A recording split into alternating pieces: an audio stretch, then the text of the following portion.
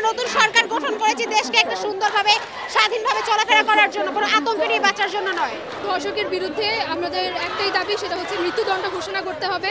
হয় ধর্ষণকারীদেরকে যথাযথভাবে প্রকাশ্যে মৃত্যুদণ্ড দিতে হবে, নয়তোবা তাদের ফাঁসি দাবিগুলো আমরা করছি। ছেলেরা ধর্ষণ করছে দেখে মা তার ছেলেকে কেটে কেটে টুকরো করে দিছে। আরে কত আইন শৃঙ্খলার রক্ষকরাই ধর্ষণ করতেছে। এগুলো আমরা চাই 72 ঘন্টা থেকে আমরা সমাজকর্মীদের জন্য একটা সময় দিচ্ছি, তারা হচ্ছে এই সময়ের মধ্যে ধর্ষককে ধরে ধরে ঠিক আছে ক্রস ফায়ার করবে, অথবা আমাদের যাদের বোনদেরকে ঠিক আছে ইফটিজিং করা হয় তাদেরকে, শোনা যাচ্ছে, যাদের ইফটিজিং করা হয় তাদের জন্য যেন যাবজ্জীবন কারাদণ্ড করা হয় এবং সমাজের মধ্যে যত ধরনের রাহাজানিগুলো রয়েছে সেগুলো থেকে মুক্তি দেওয়া হয়। ন্যায় দাবি আদায়ের জন্য যাতে এই চরম অন্যায়ের একটা শাস্তির ব্যবস্থা আনা হয়। কারণ আমরা নতুন সরকার গঠন করেছি দেশকে একটা সুন্দরভাবে স্বাধীনভাবে চলাফেরা করার জন্য, কোনো আতঙ্কে নিয়ে বাঁচার জন্য নয়। আইন, বাংলাদেশের আইন যথেষ্ট কঠোর, কিন্তু তা সত্ত্বেও হঠাৎ করে জানি না সমাজের মধ্যে কি দেখা গেছে। তো আমরা চাই এখন এই আইনকে আরো কঠোরভাবে আনা হোক যাতে এই ধরনের অন্যায় আর না হয়। অবশ্যই ব্যর্থতা না হলে এরকম হওয়া কখনো সম্ভব না। যদি আমরা মেইনলি ধর্ষণের কথা বলি, সেই ক্ষেত্রে আমরা দেখতে পাই যে ধর্ষক তাকে সেরকম কখনো শাস্তির আওতায় আনা হয় না। যদি তাদেরকে ওপেনলি এক ধরনের শাস্তির আওতায় আনা হয়, সেটা যখন মানুষ জনসম্মুখে দেখবে তখন সেই ভয়ে হলো কিছুটা হলে আইন আরো কঠোর হবে, মানুষ এই থেকে দূরে সরে আসবে। বর্তমানে শুরু হয়নি, আরও অনেক আগে থেকে, কিন্তু কখনো ওভাবে আইন নেওয়া হয়নি ধর্ষকের বিরুদ্ধে।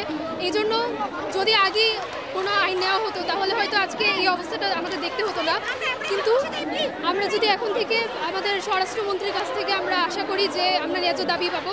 আমাদের জুলাই আগস্টের আন্দোলনের পর থেকে আমরা যে স্বাধীন বাংলাদেশ পেয়েছি, সেটার পক্ষে আমরা এখন সরকারের কাছ থেকে এইটাই চাবো যে আমাদের যে ধর্ষকরা আছে তাদের ফাঁসির ব্যবস্থা করা হয় সবাইকে। এবং সামাজিক যোগাযোগ মাধ্যমে আমরা অনেক সময় অনেক বিভিন্ন ধরনের পোস্ট দেখতে পাই যেগুলো হচ্ছে আমাদের আরও এগুলো করতে উৎসাহিত করে। তো ওগুলো থেকে আমরা সবাই যাতে দূরে থাকি, সব মহিলা চেষ্টা করব। ধর্ষকের বিরুদ্ধে আমাদের একটাই দাবি, সেটা হচ্ছে মৃত্যুদণ্ড ঘোষণা করতে হবে। হয় ধর্ষণকারীদেরকে যথাযথভাবে প্রকাশ্যে মৃত্যুদণ্ড দিতে হবে, নয়তোবা তাদের ফাঁসি দাবিগুলো আমরা করছি। তো ধর্ষণকারীরা এখানে, আমার কথা হচ্ছে এখনো পর্যন্ত প্রশাসনের দৃষ্টি আকর্ষণ হচ্ছে না যে আমরা নারীরা কোথাও সেফ না। আমি কোনো জায়গায় নিরাপদভাবে রাতের বেলা একা বাসায় আসতে পারছি না। আমার কলেজের পর কোচিং থাকে, আমি সেখানে রাতের বেলা যে বাসায় আসবো, আমার গার্ডিয়ান আমাকে নিতে আসছে, আমি তো এটাই শিওর না যে আমার মা সেফ কিনা। তো আমি তো কোনো জায়গায় কোনোভাবে নিজের নিরাপত্তাকে নিশ্চিত করতে পারছি না। তো এই জন্য আমরা আমাদের দাবি নিয়ে আজকে এখানে আসছি যে হয় ধর্ষণকারীদেরকে প্রকাশ্যে মৃত্যুদণ্ড দেওয়া হোক, নয়তো ফাঁসি দেওয়া হোক, কিন্তু এই ব্যাপারটা প্রশাসনের দৃষ্টি আকর্ষণ করা উচিত। ব্যবস্থা এখন আমার যতটুকু বলতে পারবো যে যতটুকু আইন শৃঙ্খলা বাহিনীর আইন শৃঙ্খলা আরো কঠিন থেকে কঠিনতর করতে হবে। ভয়াবহ, যেন মানুষ একটা মেয়ের দিকে চোখ দেওয়া লাগে। এই যে আমরা প্রত্যেকটা মেয়ে কখনো না কখনো রাস্তার মধ্যে হাঁটতে গেলে কোনো না কোনো ব্যাড টাচের মধ্যে পড়ি, সবাই পড়ে, শুধু আমি না। অনেকগুলো মেয়ে তো সামনেই আসে না, আমরাও সামনে আসি না, অনেকেই সামনে আসে না।